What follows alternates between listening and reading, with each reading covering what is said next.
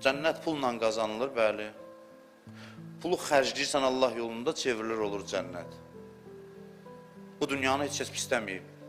Nə qədər çox sahiblənsə, burada oturanlar dünyaya çox yaxşıdır.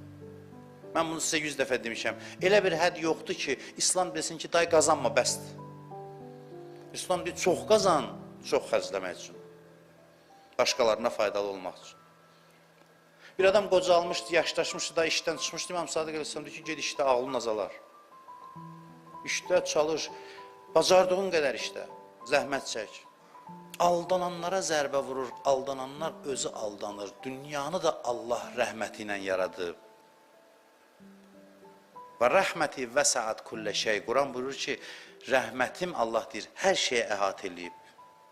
Bu çox mühüm xəbərdir. İstisnasız hər şey Allahın rəhmətindədir. İrfan əhli deyir ki, varlıq aləmi rəhmətlə başladı. Rəhmətlə davam edir və rəhmətlə həmişə gedəcək. Bir dənə siz Qurana baxın, qəzəb ayəsi çox azdır Quranda, fikir verin. Ey rəhməti qəzəbini üstələyən. Allahın müstəqil qəzəb sifəti yoxdur. Müstəqil qəzəb, bir rəhmət olsun, bir qəzəb olsun, xeyr. Deyirlər, bəs qəzəb nədir? Deyirlər, qəzəb rəhmətin olmadığı şeyə deyilir. Allahda olan rəhmətdir. Misalı belə deyim, günəş işıq saçır. Günəşdən zülmət gəlir, yox. Günəş işıq saçır. Bəs zülmət necə yaranır? Günəşin qabağını alırsan, olur zülmət. Zülmət özü müstəqil varlıqdır, yox. Zülmət nəyə deyilir? İşığın düşmədiyi yerə. Zülmətin müstəqil varlığı yoxdur. Rəhmətlə qəzəb də belədir. Allahdan gələn rəhmətdir. Allahdan gələn rəhmətdir.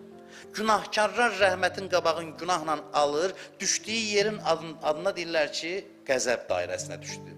Çünki orada rəhmət yoxdur. Yoxsa Allah qəzəblənmir ayrıca. Aydındır? Allah rəhməti verir, sən günahla rəhmətə sədd qoyursan, olursan bir dairədə dayanmısan ki, rəhmətin qabağını bağlamısan. O dairə ki, rəhmət ora düşə bilmir, ona deyirlər qəzəb. Yoxsa Allah əsəbləşdiyi, necə qəzəblənir? Allah qəzəblənmir. Əli əleyhissalam Kumeyl duasının axırında deyir, əgər kafirlər olmasaydı, لَجَعَلْتَ النَّارِ كُلَّهَا بَرْدًا وَسَلَامًا Cəhənnəmin hamısını sərin və salamat eləyərdi. Yəni, cəhənnəm əslində cənnətdən qopub. Cəhənnəm yaratmamışdı Allah. Cəhənnəmi insanların pislikləri yaradır. Allah bizi Həzrəti Fatimədən ayrı salmasın inşallah.